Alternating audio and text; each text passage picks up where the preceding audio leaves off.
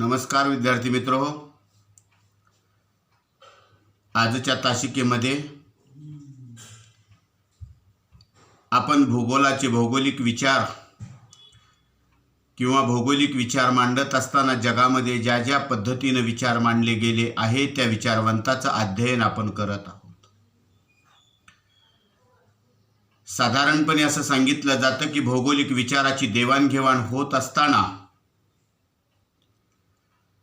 विचाराचे आद्य प्रवर्तक म्हणून ग्रीक विचारवंताकडे पाहिलं जातं। जरी ग्रीक विचारवंत जरी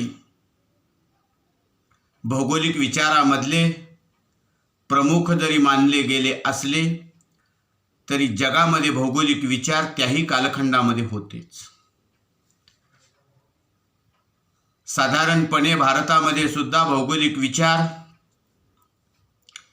इसवी सन पूर्व कालखंडापासून अस्तित्वात होते असे अनेक असणाऱ्या नोंदीवरून आपणाला आढळून येतं। परंतु हे विचार कुठेही लिखित स्वरूपामध्ये आढळत नसल्यामुळे त्या विचाराला फारसं महत्त्व राहत नाही। मौखिक गोष्टी सांगण्याचं काम त्याही काळामध्ये होतंच। नव्हे असं म्हटलं जातं की ग्रीकांनी जे लिखाण केलं आणि लिखाण करत असताना त्याला शास्त्रीय अधिष्ठान प्राप्त करून देण्याचं काम ज्या विचारवंतांनी केलं म्हणून ते विचारवंत आघाडीवरचे विचारवंत म्हणूनच ओळखले जातात।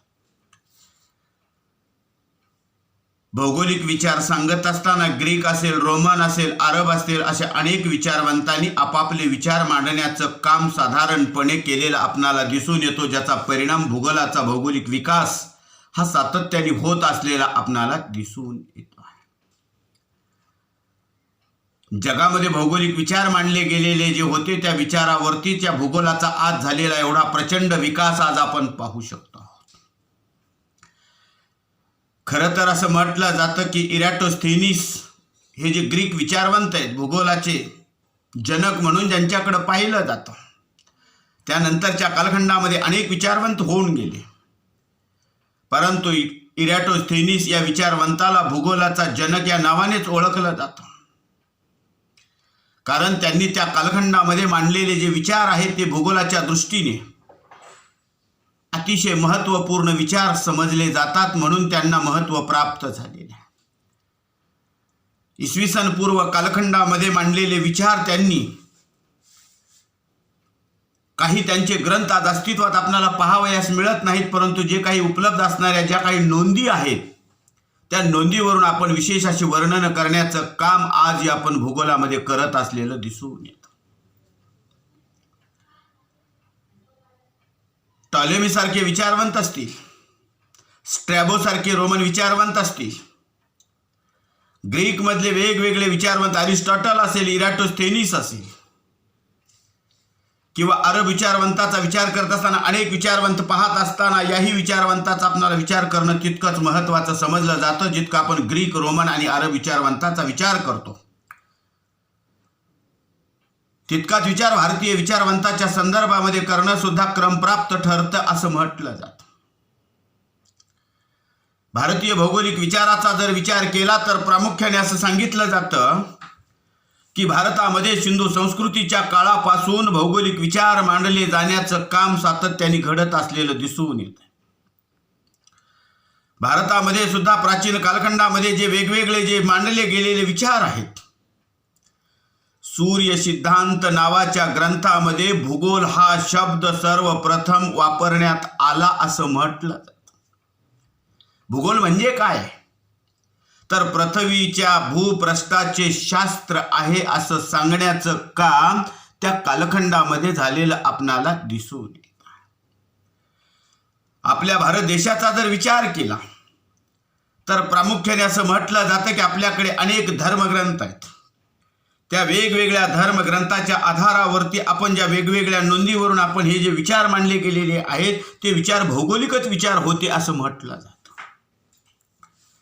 भारताचा जर विचार केला तर साधारणपणे असं सांगितलं जातं की 4 वेद, 6 शास्त्र, 18 पुराण,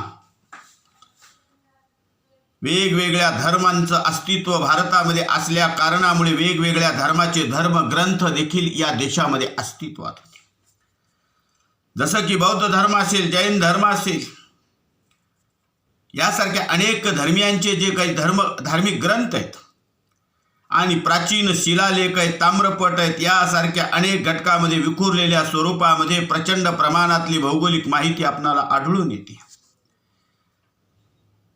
वेद, पुराणे, रामायण, महाभारत यासारख्या अस्तित्वात असणाऱ्या घटनांच्या नोंदीवरून भौगोलिक माहिती लिहिलेली आपणाला आढळून येते.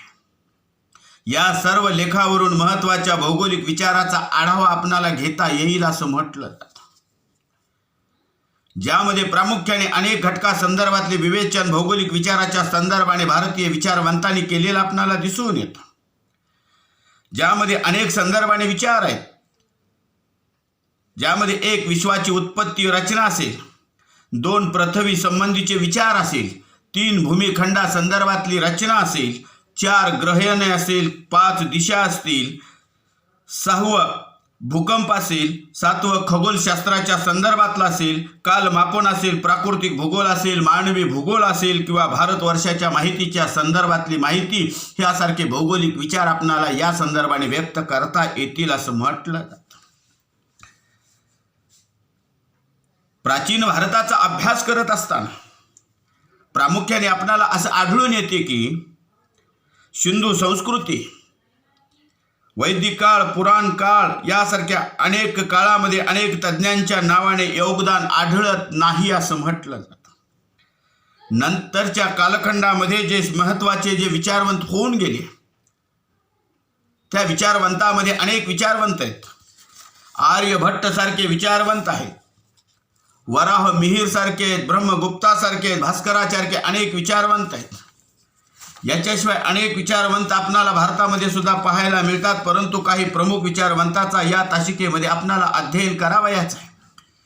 ते अध्ययन करत असताना प्रामुख्याने असं म्हटलं जातं की आर्यभट्टाचं स्थान सर्वात वरचं समजलं जातं. म्हणून पहिले विचारवंत जे आहेत भारतीय विचारवंत आर्यभट्ट आहेत. आर्यभट्टाचा विचार जर केला तर असं म्हटलं जातं की भारतीय ज्योतिषशास्त्रामध्ये 2 आर्यभट्टांनी महत्त्वाची कामगिरी केलेली आपणाला आढळून येते. ज्याच्यामध्ये असं म्हटलं जातं की आर्यभट्ट पहिले आणि आर्यभट्ट दुसरे हे 2 विचारवंत आहेत. आर्यभट्टामध्ये 2 पहिले आणि दुसरे असे 2 विचारवंत आहेत. साधारणपणे पहिल्या आर्यभट्टांचा कालावधी हा, ज्यांचा जन्म इसवी सनाच्या 5व्या शतकामध्ये म्हणजे 476 मध्ये झालेला आपणाला दिसून येतो. तर आर्यभट्ट दुसरे यांचा जन्म 9वे किंवा 10वे शतक असं आपण मानलेला आहे. निश्चित अशी माहिती जरी उपलब्ध नसली तरी अनेक असणाऱ्या ज्या त्या कालखंडातल्या घडलेल्या ज्या नोंदी आहेत, लिहिलेल्या ज्या काही नोंदी आहेत, त्या नोंदीवरून आपणाला ते विचार आपणाला निश्चितपणे सांगता येतील असं म्हटलं जातं. याच्यामधला विचार करत असताना आर्यभट्ट पाहत असताना जे पहिले आर्यभट्ट आहेत, या पहिल्या आर्यभट्टाचा सर्वप्रथम आपण विचार करूयात. विद्यार्थी मित्र हो, भौगोलिक विचार मांडत असताना जगामध्ये ज्या पद्धतीने शास्त्रीय अधिष्ठान प्राप्त करून देण्याचं काम ज्या भौगोलिक विचाराला जगातल्या अनेक विचारवंतांनी केलं, तसंच भारतीय विचारवंतांनी सुद्धा पृथ्वी आणि पृथ्वीच्या संदर्भाने, वातावरणातल्या अनेक घटकाच्या संदर्भाने आपले भौगोलिक विचार व्यक्त करण्याचं काम त्याही काळामध्ये केलेलं आपणाला दिसून येतं. इसवी सनाच्या 3ऱ्या शतकापर्यंतचा कालखंड हा जरी ग्रीक विचारवंताचा जरी मानला गेला असला आणि त्यानंतरचा कालखंड हा रोमन विचारवंताचा मानला गेला असला तरी त्याही काळामध्ये भारतामध्ये हे भौगोलिक विचार व्यक्त करण्याचं काम अनेक विचारवंताकडून झालेलं आहे. त्यापैकीच एक आर्यभट्ट म्हणून ओळखले जातात. त्यांचा जन्म इसवी सन 476 मध्ये गुप्त साम्राज्याच्या कालखंडामध्ये झाला असं म्हटलं जातं. हे एक विख्यात ज्योतिषशास्त्रज्ञ व गणित तज्ज्ञ म्हणून या आर्यभट्ट पहिले यांची ओळख आहे असं म्हटलं जातं. साधारणपणे आपल्याकडे ज्या काही घटना घडत गेलेल्या आहेत आणि त्या घटना घडत जात असताना असं म्हटलं जातं की 20व्या शतकाच्या शेवटी म्हणजेच 19 एप्रिल 1975 मध्ये भारत सरकारने अवकाशात सोडलेल्या आपल्या पहिल्या कृत्रिम उपग्रहास जे नाव दिलेलं आहे ते आर्यभट्ट हे नाव त्यांच्या नावावरूनच दिलं असावं असं व्यक्त केलं जातं. म्हणजे आर्यभट्टांनी मांडलेले त्या काळातले विचार हे आपल्यासाठी पूरक आहेत किंवा भौगोलिक विचार हे महत्त्वपूर्ण असल्या कारणामुळे अवकाशा संदर्भातलं जे संशोधन होतंय आणि जे कृत्रिम उपग्रह सोडला त्याला नाव देण्याचं काम या भारत सरकारने आर्यभट्टच असं केलेलं आहे. म्हणून यांचा विचार करत असताना या आर्यभट्टांनी जे आर्यभट्ट पहिले आहेत, या आर्यभट्टांनी आर्य सिद्धांत व करण सिद्धांत असे 2 ग्रंथ लिहिण्याचं काम केलेलं आहे. या 2 ग्रंथाचा विचार करत असताना साधारणपणे असं म्हटलं जातं की आज एक ग्रंथ उपलब्ध आहे आणि एक ग्रंथ उपलब्ध नाही. दुसरा जो ग्रंथ आहे करण ग्रंथ नावाचा हा सध्या परिस्थितीला उपलब्ध नाही. त्यांचे फक्त संदर्भच आढळून येतात. त्यांच्या ग्रंथावरील विस्तृत भाष्य ग्रंथ दक्षिण भारतामध्ये प्रामुख्याने उपलब्ध असलेले आपणाला दिसून येतात.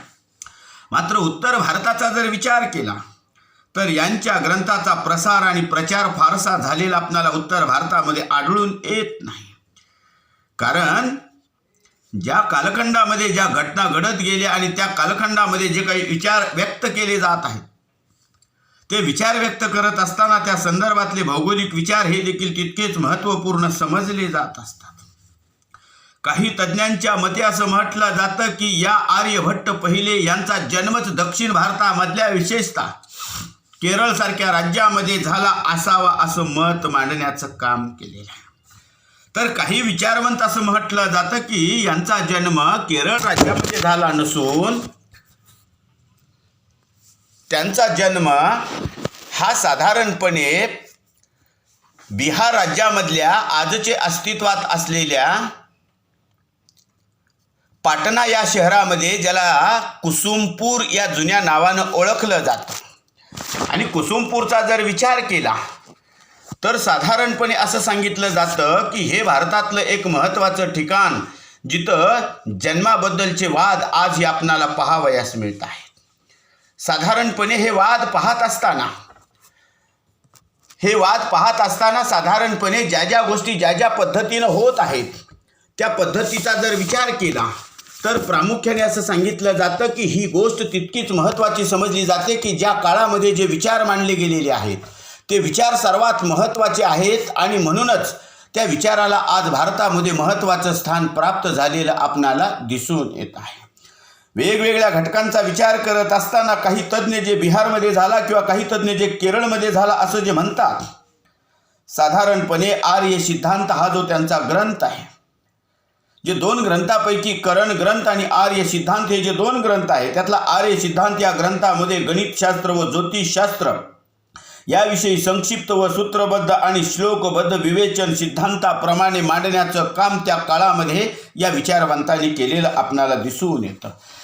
या आर्यभट्ट पहिले यांचा जर विचार केला तर या तज्ज्ञांनी पृथ्वी ग्रह तारे यांना सूर्यप्रकाश मिळतो असं सांगण्याचं काम त्या काळामध्ये केलेलं आपणाला दिसून येत आहे.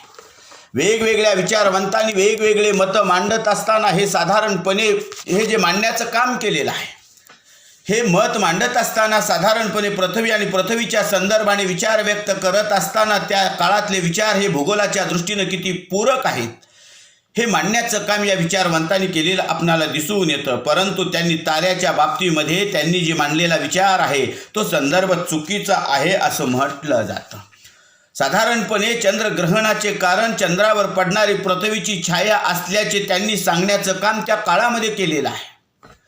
साधारणपणे असं म्हटलं जातं की त्यांनी सांगितलेला पृथ्वीचा त्या काळामधला जो परीघ होता तो 39,736 किलोमीटर हा जो वर्तमान काळातल्या सांगितलेल्या 39,841.6 किलोमीटर या परिघाच्या जवळपास सांगायचं तात्पर्य असं आहे की त्या काळामध्ये त्यांनी सांगितलेला पृथ्वीचा जो परीघ आहे याची आकडेवारी जी आहे तंतोतंत जरी जुळत नसली तर त्याच्या जवळपास कुठंतरी आकडेवारी येते. याचा अर्थ मानवाचा विकास फारसा झालेला नसताना सुद्धा त्या काळामध्ये इसवी सनाच्या 5व्या शतकामध्ये मांडलेले विचार हे भौगोलिक विचार त्यांनी सांगितलेली आकडेवारी ही जवळपास भूगोलाच्या विकासाच्या दृष्टीनं पूरक समजली जाते. म्हणून या विचारवंताला भारतीय विचारवंतामध्ये महत्त्वाचं स्थान आहे. खरं तर असं म्हटलं जातं की आर्यभट्ट पहिले हे वेद घेण्यामध्ये अतिशय प्रवीण असे होते असं म्हटलं जातं. पृथ्वी ही स्वतःभोवती फिरते हे निश्चितपणे सांगणारे पहिलेच असावेत असं मानलं जातं. एवढंच नाही तर आज रूढ झालेले अनेक सिद्धांत त्यांनी 5व्या शतकामध्ये सांगण्याचं काम केलेलं आहे. त्यांनी आपल्या वेगवेगळ्या ग्रंथामधून सूर्य, चंद्र, पृथ्वी इत्यादी संदर्भातली माहिती व्यक्त करण्याचं काम केलेलं आहे.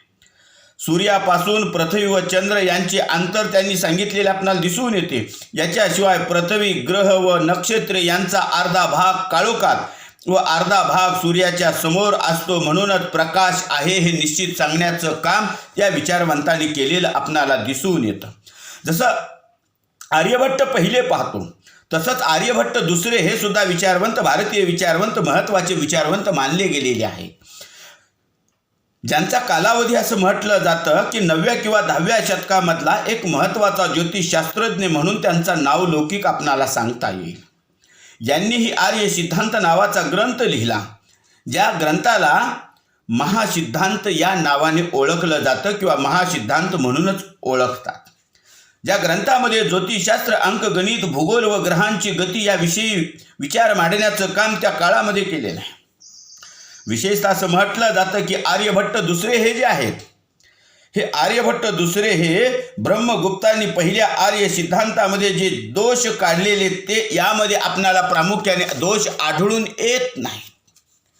या दोषांचा विचार करत असताना, प्रामुख्याने हे विचार मांडत असताना 9व्या किंवा 10व्या शतकातले एक मोठे ज्योतिषशास्त्रज्ञ म्हणून ज्यांचा नावलौकिक आहे, त्यांनी भारतीय भौगोलिक विचारामध्ये महत्त्वाचं योगदान देण्याचं काम केलं. म्हणून भारतीय भौगोलिक विचारसरणीमध्ये या विचारवंताला एक महत्त्वाचं स्थान आहे असं म्हटलं जातं. हे आर्यभट्ट पहिले आणि दुसरे झाले.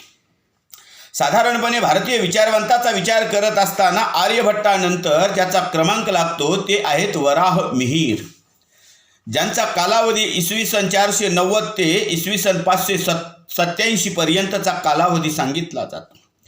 ज्योतिषशास्त्राच्या अनेक शाखावरती ग्रंथ करणारे आर्यभट्टानंतरचे एक प्रसिद्ध विद्वान म्हणून किंवा विद्वान व खगोलतज्ञ म्हणून वराह मिहीर यांच्याकडे पाहिलं जातं. दीर्घ कालखंडापर्यंतचा जर विचार केला तर मध्य प्रदेश असणारे जे काही राज्य आहे त्या मध्य प्रदेशमधल्या उज्जैन शहरामध्ये त्यांचं वास्तव्य होतं. यांना ज्योतिषशास्त्राच्या संदर्भातलं प्राथमिक ज्ञान हे त्यांच्या वडिलांकडून त्यांच्या घरीच प्राप्त झालं असं म्हटलं जातं. नंतरच्या कालखंडामध्ये पाश्चिमात्य ज्योतिषशास्त्राचाही अभ्यास त्यांनी मोठ्या प्रमाणामध्ये केला. यांचा फल ज्योतिष व शकून अपशकुनावरती मोठ्या प्रमाणावरती विश्वास होता. म्हणूनच या ज्योतिषशास्त्रासंदर्भात त्यांचे जे व्यक्ती ज्योतिष व गणित ज्योतिष आहेत हे 2 ग्रंथ, प्रसिद्ध ग्रंथ प्रामुख्याने वराह मिहीर यांचे ओळखले जातात. पंचसिद्धांतिका असतील, बृहत संहिता असेल, समाज संहिता, बृहद यात्रा असेल, योग यात्रा असेल, विवाह पटल असेल, यासारखे अनेक त्यांचे प्रसिद्ध ग्रंथ आहेत असं म्हटलं जातं. वराह मिहीर या विचारवंताचा जर विचार केला तर या विचारवंतांनी पृथ्वीची गुरुत्वाकर्षण शक्ती, चंद्राच्या कलेतील परिवर्तनाशी कसे परिचित होते हे सांगण्याचं काम त्या काळामध्ये केलेलं आपणाला दिसून येतं. ग्रहणाच्या प्रभावाचे महिन्यानुसार अध्ययन करण्याचं काम साधारणपणे या विचारवंतांनी केलेलं आपणाला दिसून येतं आणि त्याच्यावरून जे विचार मांडलेले आहेत. या वराह मिहीर यांनी जे विचार त्या काळात मांडले आणि त्याच्यावरून अनेक गोष्टी ज्ञात होण्याचा परिणाम त्या काळामध्ये झालेला आहे. त्यांनी ज्या गोष्टी सांगितलेल्या आहेत, ग्रहणाच्या प्रभावाचे महिन्यानुसार अध्ययन करण्याचं काम केलं. त्यांच्या मते ग्रहण हे जर मराठी महिन्यातल्या पौष महिन्यामध्ये जर आला असेल, ज्याला इंग्रजी महिन्यातला डिसेंबर महिना साधारणपणे येत असतो, या मराठी महिन्यातल्या पौष महिन्यामध्ये जर दुष्काळ पडलेला असेल, जर ग्रहण असेल तर दुष्काळाचं सावट येत असतं हे सांगण्याचं काम त्या काळामध्ये केलेलं आहे. जर ग्रहण या पौष महिन्याऐवजी चैत्र आणि वैशाखात जर आलं, जे इंग्रजी महिन्यातलं एप्रिल मे महिना असतो, या महिन्यामध्ये जर ग्रहण आलं चैत्र वैशाखामध्ये तर पर्जन्यवृष्टी सर्वात जास्त होते हे विचार सांगण्याचं काम त्या काळामध्ये या विचारवंतांनी केलेलं आहे.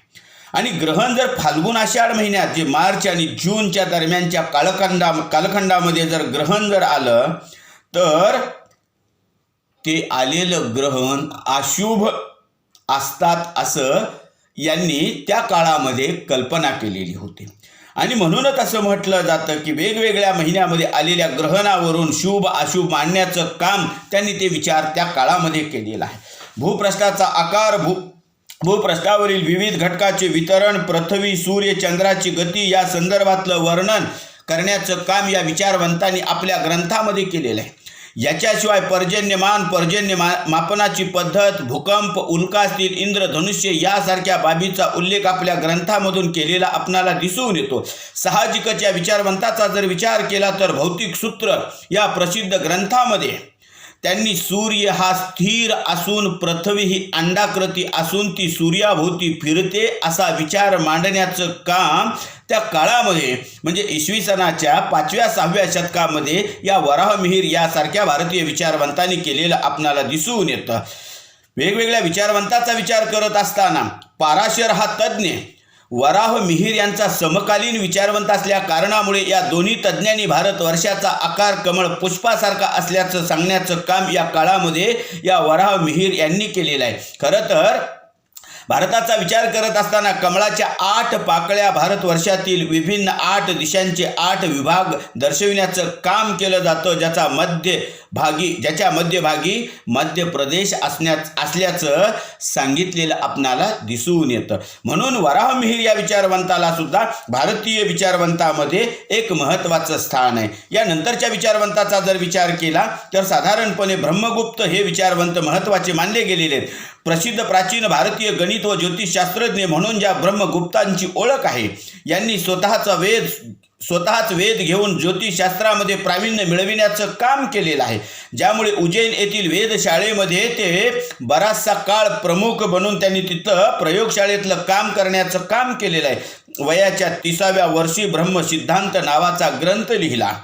ज्योतिर्गणितामध्ये शुद्धता आणण्याचं कार्य या ग्रंथामध्ये प्रामुख्याने या ब्रह्मगुप्तांनी केलेलं आहे. या ग्रंथाचे अनेक भाषांमध्ये नंतर रूपांतर करण्याचं काम झालेलं आहे.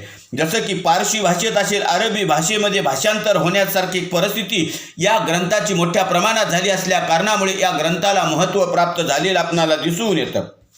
साहजिकच विचार करत असताना प्रामुख्याने असं सांगितलं जातं या तज्ज्ञाच्या कार्याचा अरेबी आणि युरोपीय गणितीय ज्योतिषशास्त्रावरती मोठ्या प्रमाणावरती प्रभाव असल्या कारणामुळेच यांनी मांडलेले विचार महत्त्वपूर्ण विचार असे म्हटले जातात. ब्रह्मसिद्धांत नावाचा जो ग्रंथ आहे, ज्या ग्रंथामध्ये ग्रहाचे भोग असेल, दैनंदिन गती असेल, चंद्र सूर्याची ग्रहणे असेल किंवा ग्रहाची स्थान निश्चिती असेल, चंद्राच्या कला असतील, यासारखे सविस्तर वर्णन करण्याचं प्रामुख्याने कार्य त्यांनी या ग्रंथामध्ये केलेलं आपणाला दिसून येतं. यांनी वर्तमानामध्ये 365 दिवस, 15 घटिका, 30 पले, 22 विपले, 30 प्रतिविपले घेतले असून त्यांचे हे वर्षमान प्रत्यक्ष वर्षमानापेक्षा 22 विपलांनी कमी असलेले आपणाला दिसून येतात. जसं की आपण पाहतो एक वर्ष 365 दिवसाचे जसं मानलं गेलेलं आहे ते सांगण्याचं काम त्यांनी केलेलं आपणाला दिसून येतं. म्हणून ब्रह्मगुप्त या विचारवंताला सुद्धा या भारतीय विचारवंतामध्ये महत्त्वाचं स्थान आहे असं म्हटलं जातं. दुसरे विचारवंत जर पाहिले आपण तर भारतातले चौथे जे विचारवंत आहेत ते भास्कराचार्य आहेत. भास्कराचार्यांचा जर विचार केला तर प्रामुख्याने असं म्हटलं जातं की ज्योतिषशास्त्र व गणित या विषयामध्ये दोन्ही भास्कराचार्यांनी विशेष कार्य केलेलं आपणाला आढळून येतं. त्यातले पहिले जे भास्कराचार्य आहेत, ज्यांचा कालावधी असं म्हटलं जातं की इसवी सनाच्या 7व्या शतकातील एक प्रसिद्ध ज्योतिर्विद शास्त्रज्ञ म्हणून या पहिले भास्कराचार्य यांची ओळख आहे. यांचा जन्म जर आपण पाहिला तर साधारणपणे असं सांगितलं जातं की भास्कराचार्य पहिले यांचा जन्म आंध्र प्रदेशातील अस्मक या ठिकाणी झाला असं म्हटलं जातं. आणि आंध्र प्रदेशातून ते महाराष्ट्रामध्ये ज्या सौराष्ट्रात गेले असावे असं म्हटलं जातं. पहिल्या आर्यभट्टाचे ते पुरस्कर्ते होते. यांनी लिहिलेले जे ग्रंथ आहेत महाभास्करीय व लघु भास्करीय ग्रंथ प्रसिद्ध असून ज्या ग्रंथामध्ये ग्रहांचे माध्य, स्पष्ट भोग, स्थानिक रेखांतर, संस्कार, दैनिक गती, ग्रह व ताऱ्यांच्या युक्त्या, चंद्र सूर्याची ग्रहणे, चंद्रांची कला इत्यादीचं वर्णन प्रामुख्याने आपल्या ग्रंथामध्ये केलेलं आपणाला आढळून येतं.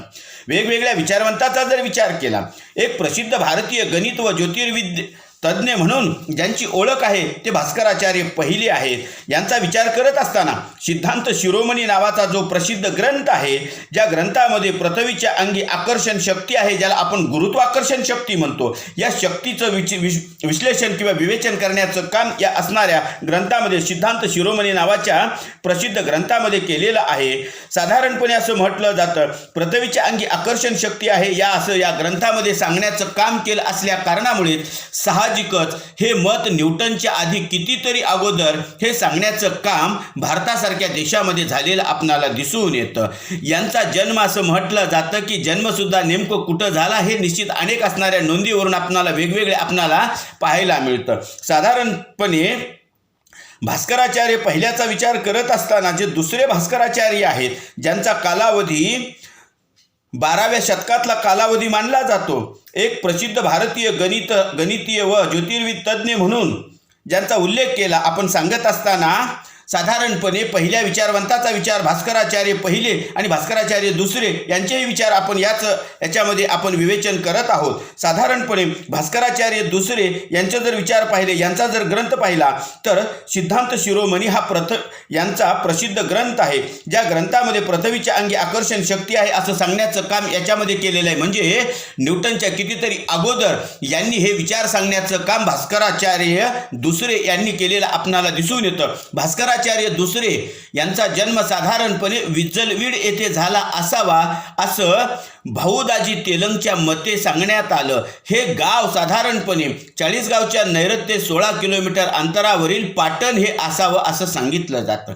तर काही तज्ज्ञ हे साधारणपणे यांचा जन्म जे झाला आहे, हल्लीचं जे बीड जिल्हा आहे, बीड हे शहर आहे ज्याला विज्जलवीड होय असं म्हटलं जातं. ही नोंद कशावरून केली, काय कारण काय आहे, हे बीड हे कशावरून सांगितलं गेलं तर मराठी विश्वकोशामध्ये ज्या काही नोंदी आपल्याकडे आढळून येतात त्या मराठी विश्वकोशामध्ये 12व्या खंडामध्ये पेज क्रमांक 497 वर केलेल्या नोंदीवरून आपण यांचं जन्मस्थळ बीड असावं असं व्यक्त करतो आहोत. ब्रह्मगुप्ताचा विचार करत असताना ब्रह्मगुप्त या प्रसिद्ध गणित तज्ज्ञांच्या परंपरेतील एक महत्त्वाचे विचारवंत म्हणून या भास्कराचार्य दुसरे यांची ओळख आहे. उज्जैन येथील खगोलीय वेधशाळेचे प्रमुख बनले. त्यांच्या ग्रंथांची अनेक भाषेमध्ये नंतरच्या कालखंडामध्ये भाषांतर झालेले आपणाला आढळून येतात, ज्यामध्ये पारसी भाषेमध्ये असेल, इंग्रजी भाषेमध्ये असतील किंवा मराठी भाषेमध्ये कन्नड, गुजराती, तामिळ इत्यादी भाषेमध्ये भाषांतर मोठ्या प्रमाणामध्ये झालेले आपणाला दिसून येतात. साहजिकच आपल्या ग्रंथामध्ये चंद्र व सूर्य ग्रहणे, सूर्याच्या भासमान भ्रमणांची वर्तुळाकार कक्षा या संदर्भाने विवेचन करण्याचं काम त्यांनी केलेलं आपणाला दिसून येतं. या तज्ज्ञांचा जर विचार केला तर प्रामुख्याने असं म्हटलं जातं की भास्कराचार्य दुसरे या तज्ज्ञाने पृथ्वीचे गोलत्व स्पष्ट केलेले आहे. पृथ्वी ही गोलाकार असून पृथ्वी स्वतःभोवती सुमारे 150 किलोमीटर जाडीचं आवरण किंवा वातावरण असावं हे सांगण्याचं काम त्या काळामध्ये या विचारवंतांनी केलेलं आहे. ज्या वातावरणामध्ये ढग, पर्जन्य, विजा यासारखे आविष्कार मोठ्या प्रमाणामध्ये घडून येतात हे सुद्धा सांगण्याचं काम त्या काळामध्ये या भास्कराचार्य दुसरे यांनी केलेलं आपणाला दिसून येतं. याच्याशिवाय चंद्र पृथ्वीच्या छायेत गेल्याने चंद्रग्रहण होते. याशिवाय चंद्र हा स्वयंप्रकाशित नाही, चंद्राला सुद्धा या सूर्याच्या प्रकाशावरतीच अवलंबून राहावं लागतं असंही विश्लेषण करण्याचं काम या ग्रंथामध्ये या विचारवंतांनी केलेलं आपणाला दिसून येतं. अवकाशातील किंवा आकाशामधले तारे, ग्रह यांच्यातील अंतर तसेच आकाशगंगेची व्याप्ती या संदर्भाने आपापले विचार मांडण्याचं काम त्या काळामध्ये केलेलं आपणाला दिसून येतं. साहजिकच असं म्हटलं जातं की इसवी सनाच्या प्राचीन कालखंडापासून इसवी सनाच्या आजपर्यंतच्या कालखंडाचा विचार करत असताना इसवी सन पूर्व ते इसवी सनापर्यंतचे विचार, भौगोलिक विचार अनेक विचारवंतांनी मांडण्याचं काम केलेलं आहे. परंतु असं म्हटलं जातं की ग्रीक असेल, रोमन असेल, अरब असेल याचबरोबर भारतीय भौगोलिक विचारवंताचं सुद्धा महत्त्व भूगोलामध्ये एक महत्त्वाचं मानलं गेलेलं आहे. म्हणून भारतीय विचारवंताला सुद्धा भौगोलिक विचाराच्या संदर्भाने एक महत्त्वपूर्ण ज्ञान प्राप्त करून ते विचार जतन करून ठेवण्याचं काम त्या काळामध्ये केलं असल्या कारणामुळेच भौगोलिक विचाराची जडणघडण भारतासारख्या देशामध्ये सुद्धा प्राचीन काळापासून आज तागायतपर्यंत चालू असलेली आपणाला दिसून येते. म्हणून आपणाला या ठिकाणी आपणाला अनेक जगातल्या विचारवंताबरोबरच भारतातल्या अनेक विचारवंताचा विचार निश्चितपणे आपणाला करावा लागणार आहे। हे विचार करत असताना भारतामध्ये अनेक विचारवंत आहेत। आर्यभट्ट असतील, वराह मिहिर असेल, ब्रह्मगुप्त असेल किंवा भास्कराचार्य असे अनेक विचार असेल किंवा रौनकसारखे अनेक विचारवंत आहेत, ज्या विचारवंताचं योगदान भारतीय भौगोलिक विचारवंतामध्ये मोठ्या प्रमाणात आणि भौगोलिक विचारामध्ये आपणाला प्रामुख्याने दिसून येतं। म्हणून या विचारवंताचा विचार या ठिकाणी करणं क्रमप्राप्त ठरतं। आज याच ठिकाणी थांबू। याच ठिकाणी आपलं पहिलं प्रकरण संपलेलं आहे। दुसरं प्रकरण जे आहे ते नंतरच्या तासिकेमध्ये आपण दुसऱ्या प्रकरणाचा विचार करू। आज याच ठिकाणी थांबू। धन्यवाद विद्यार्थी मित्र हो।